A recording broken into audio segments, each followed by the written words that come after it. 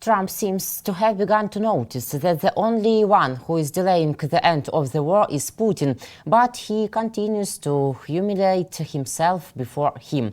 Will trade war between USA and China escalate into actual war, actual conflict? We'll discuss right now. My name is Irina Uzlova, and today with us is Yuri Rashkin, host of YouTube channel Rashkin Report in English, and local elected official in Wisconsin. Yuri, hello, glad to see you. Thank you for joining us. Thank you for inviting me. Russia's war against Ukraine, which is killing people on a massive scale, must end. Moscow has to get moving. US President Donald Trump writes these words on his Truth Social. Russia has to get moving. Too many people are dying, thousands a week, in a terrible and senseless war. A war that should never happen, Trump wrote. The American leader also reiterated that this war wouldn't have happened if he had been president instead of Joe Biden. Trump's statement came as Steve Witkoff, the US president's special envoy for the Middle East, visited Russia and met with Russian dictator Vladimir Putin. How did it suddenly dawn on Trump that Putin is dragging out of peace process?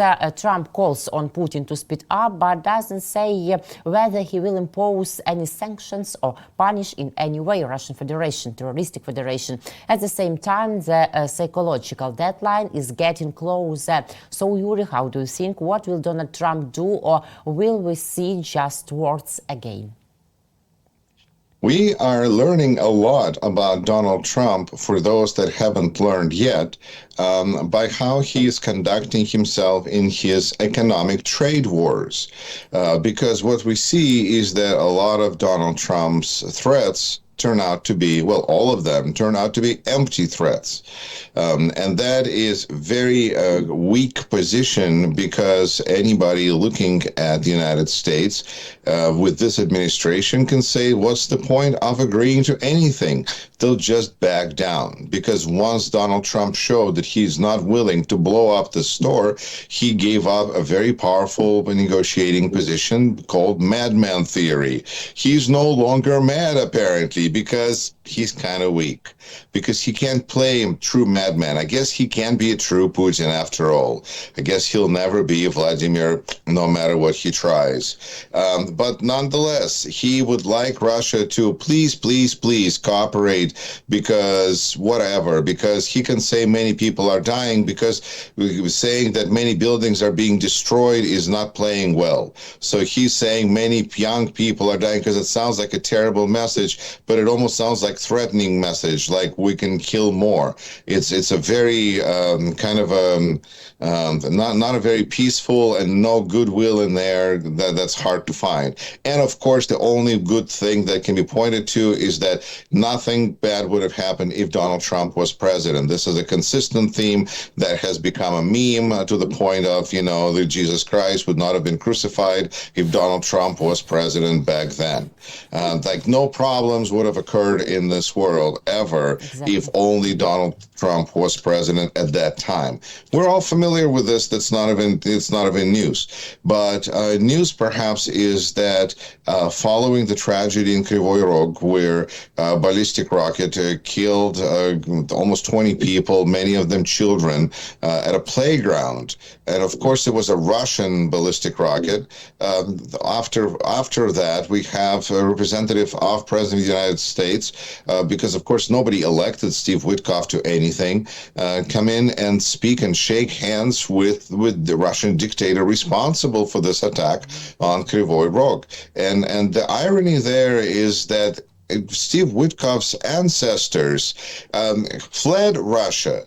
But to escape this very situation, you know, this kind of people and government and all of those things, they were smarter, perhaps. Well, clearly, they were much smarter than Mr. Witkoff, and then I would say they're probably spinning. I mean, I would imagine they're spinning in their grave, seeing that their heir is now returning to Russia and shaking hands with Putin and justifying all of of these terrible tragedies and is basically looking for a way to ignore reality and be in this usual Trump realism. Well, of course, we have to admit that Russia is so much bigger than Ukraine and that Russia and the United States should be friends. It would be more sense if we were partners. But reality is going to crush their dreams. Until then, they're dreaming and they're hoping that no one's going to notice. We're seeing that as the United States is suffering as a consequence of Donald Trump's foolish economic policy, more and more people are asking themselves a fascinating question that I feel Ukrainians have been asking themselves as well. Is Donald Trump a fool, or is he doing this on purpose? And this is a question that people have been asking themselves about his view of Ukraine, because he's playing clearly into Vladimir Putin's hands, and we ask ourselves, is he a fool, or is he doing this on purpose? Is he trying to help Putin for some historic reason, you know, whether it's Asian Krasnov or whatever you want to refer to, so far, people can claim, I suppose, that since we haven't seen a signed contract between Vladimir Putin and Donald Trump, and even then, who can believe things in this day and age? But nonetheless, fool or on purpose, economic collapse that he's trying to create for the United States, is he a fool, or is he doing this on purpose? What are we seeing here? Because the economy cannot function like this. People cannot invest money like this. People don't know how to spend money. People don't know whether they should be building factories in Vietnam, in China, in Australia, in where. And all of that takes time. And now we have over 100%, triple-digit tariffs on China, and China has on the United States. Things are going to be changing. And for all those people who say, I still feel great that at least I didn't vote for Kamala Harris, I go, you know what? I have no pity for you. Because clearly you have not experienced enough of Donald Trump. And it's going to take perhaps another week, perhaps another 2 weeks. But I believe when we're going to see people who are going to say, I wish I would have voted for Kamala Harris, that's where we're going to start seeing some change. Because right now, this is just a little bit of regret and going forward, even though people who've lost money with Donald Trump, all of those things, and his talk about tariffs, all of it comes down to empty threats against Putin, empty threats against trade partners, but it's his followers that believe in him that are losing real money. And he's asking his followers to now sacrifice for him, not just vote for him, but sacrifice money, a lot of money sometimes, because he's destroying markets. And so that's costing people real money. And will they still believe in Donald Trump, where, of course, the best defense is we are just not smart enough to see the wisdom of Donald Trump and understand in his grand wisdom the grand scheme of things. And the same could be said about his approach to Ukraine and Russia, where, he's trying to pull away Russia from China or whatever. There's always some kind of a magical plan that can explain the madness, but we really just, is he a fool, or is he doing this on purpose? Right now, the Democrats are demanding that there's going to be an investigation about seeing if he's doing crushing markets on purpose, because that would, there's a lot of money at stake there. But what about investigation of whether he's doing this on purpose for Russia? I think that question remains something that we have to judge by precedent, by experience, by his actions, by facts, and by reality. Reuters reported that less than 48 hours after dealing with a negotiator sent by Russian President Vladimir Putin in Washington last week, Steve Witkoff, the U.S. special envoy leading talks with Moscow, sat down with President Donald Trump in the White House and delivered a clear message that the fastest way to broker ceasefire in Ukraine, said Witkoff, was to support a strategy that would give Russia ownership of 4 eastern Ukrainian regions it attempted to annex illegally in 2022. 2 U.S. officials and 5 people are familiar with the situation told Reuters. So, Yuri, how can we assess this statement, and what path can we show Steve Witkoff? Well, we can tell Steve Witkoff to follow the Russian ship. Yes. But, that perhaps that's too direct. I would say that it's when Yes, Mr. Witkoff is a wonderful mouthpiece of Kremlin propaganda. I think he's been given many compliments on his ability to deliver Kremlin's talking points practically verbatim on American mass media. And, that's so kudos to him on being able to deliver the information so well and from point A to point B. Perhaps he'll be the next president of the United States because the current one really struggles with information. But that's not a new problem. The thing that I think is important to acknowledge with Mr. Witkoff is really a story of two women, because there is Ambassador Brink, who is somebody who, when seeing the situation that she could not support, she walked away. Because she actually was criticized quite heavily for a very bland and nondescript statement about the tragedy in Kryvyi Rog that did not stop Mr. Witkoff from going and seeing Putin. But the Ambassador Brink was criticized for this statement because she did not even name Russia as a responsible party. Like, we don't know where the rocket came from. Maybe it came from Mars attacks. We don't know. But the fact is that it was her account that made that statement. She got a lot of criticism, and now we're hearing that she's resigning and leaving the position. I think that is an honorable way out of this situation, because why be a part of this administration? Why cooperate with this administration when you see that the actions are going to be so going counter to your value system? But that maybe means that Mr. Witkoff has no value system. And then the other woman that I'm thinking of is Congresswoman Sparks, whose roots go to Ukraine, who now represents voters in Indiana, who is proud and championing really anti-Ukrainian position. But when you look at her voting record, when you look at her statements saying that how can Kiev, really agreeing with Mr. Witkoff, agreeing that how can Kiev expect to keep all this land? I mean, really, again, realism is this: Russia is much bigger than Ukraine. Let's be realist. And it's this realist is foolishness, but people buy into it because it's easier, it's more expedient. It's like, sure, of course, why not? Let's see what happens. And Congresswoman Sparks completely bought into this for clearly her own political expediency, ignoring the facts that she knows with her being from Ukraine. She may have views on President Zelensky, but I think that I think it's important to remember that Ukraine is more than president, and that and I think that her problems with Zelensky are just are not helping the situation.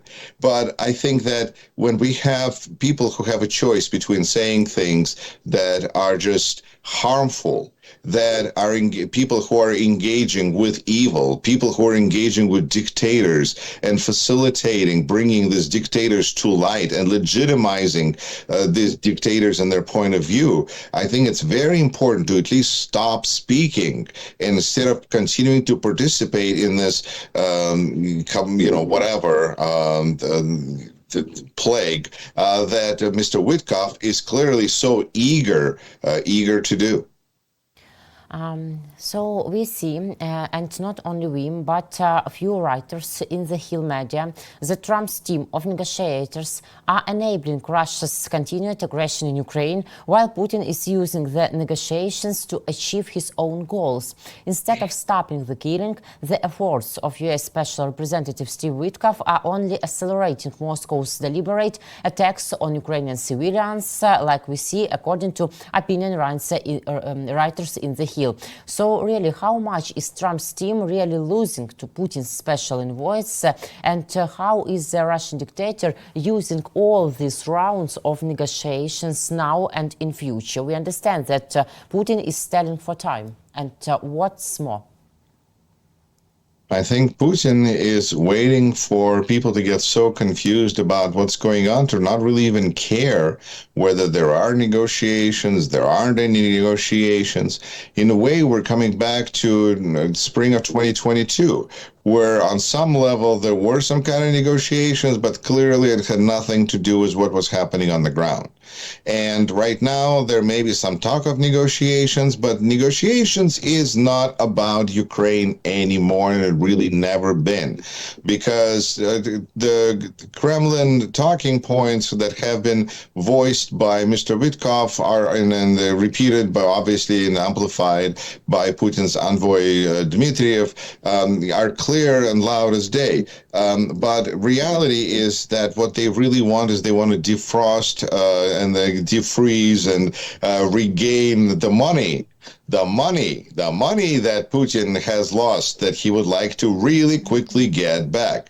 I think that is priority. And getting sanctions removed, I think that is a priority, because Russia can talk all they want about how they don't care about sanctions, but they clearly would like to have the sanctions removed. And ultimately about legitimizing Russia again as a legitimate country instead of a country that is a pariah state that nobody wants to deal with. And on that account, we see that just the other day, there was this young lady who was freed from a Russian jail, and she was, as Trump said, a young ballerina or ballet dancer. Clearly, I think that is a level on which he's able to comprehend the situation. And that woman has been clearly by very nice Mr. Putin released and brought to the United States. So thank you, Mr. Putin, such a great leader he is, because, you know, he returned this woman. Of course, we had to return a criminal back to Russia in exchange. And just as a side note, at the same time, United States is arguing in Supreme Court, because Supreme Court says you deported this person, Mr. Garcia, to Salvador, where he's sitting in this super jail concentration camp, and bring him back because you had no right to do that. And the Trump administration says, oh, sorry, this is beyond anything we can do. Oh, no, this is, oh, how can we? While at the same time, they can bring a person from Russia. Can we figure out the priorities, please? What's going on here? Why do we have such a better communication with Kremlin and with Russia than with Salvadorian prisons, with whom we have supposedly, have a contract now? So this is just a little nutty, but I think that Russia is trying to solve its own problems. And really, this is not about Ukraine. It's about Russia and the United States trying to mend its relationship, while in the process making the United States more of a pariah state itself. So that is that at the end of April, Trump will do nothing for Russia if it does not cease fire. Clear? I think all attempts to think that we can put Trump into some kind of a box where he will be forced to do anything are naive. Because we see that Trump makes up his own reality as he sees fit, as necessary. So he will just he can announce anything he wants. Personally, I'm convinced that it's really important for Donald Trump to be on Red Square next to Putin and Xi Jinping on May 9th. That is, I think, for some reason, a goal of Mr. Trump's, and so I think he's doing everything he can so that he could stand next to Putin, and everybody hopefully wouldn't be pointing a finger at him, saying, like Mr. Witkoff, who is standing neck and shaking hands with Putin now, you know, see how much we have said about him and his lack of ethics and morals. Of course, who has accused Donald Trump of having ethics and morals? Show me that person, because I think that would be a first. So it's not that maybe he's not afraid that he will be seen as a bad guy, but somehow I think it is more important that maybe a rule requirement that Putin will only let Donald Trump do next to him if Donald Trump wraps up this Ukrainian war situation for Putin. And I think Donald Trump is doing everything he can, and he's hoping that Russia will help help him, but Russia is not really interested. Russia just wants to take over Ukraine. Russia is not making this job any easier for Donald Trump, but he's really trying.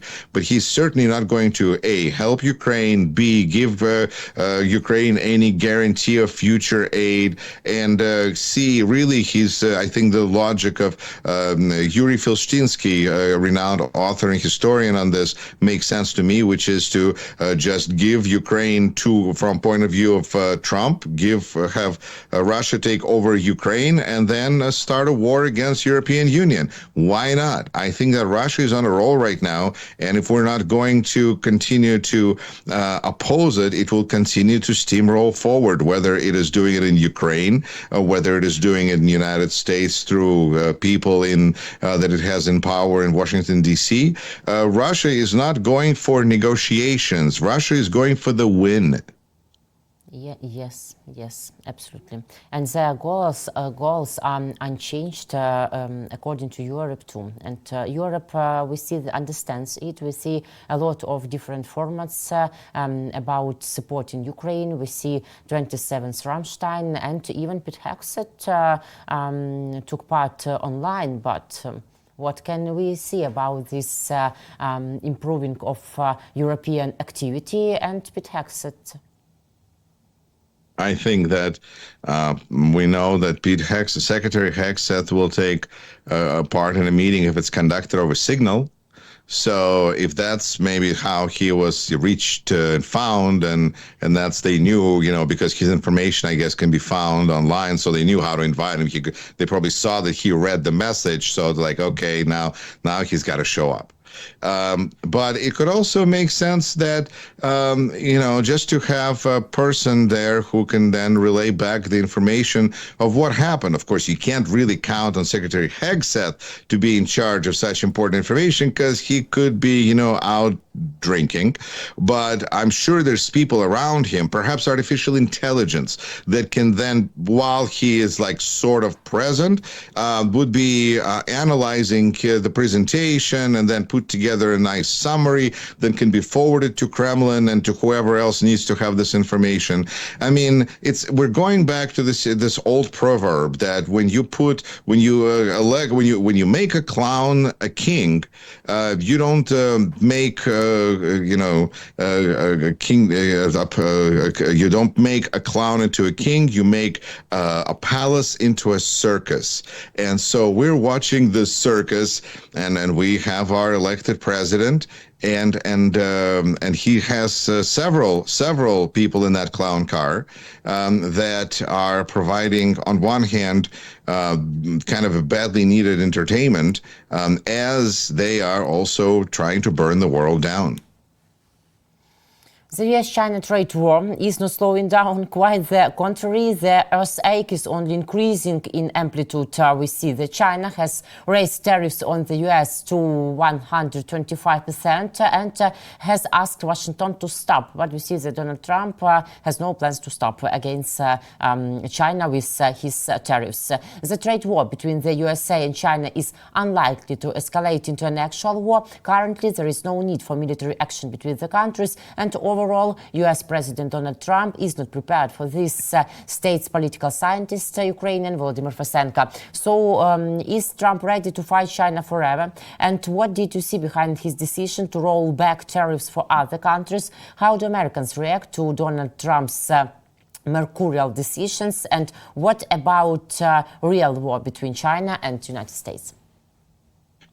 Well, that's a big question. So I will try to be quick, because first of all, Americans are not happy. We see the consumer sentiment is collapsing.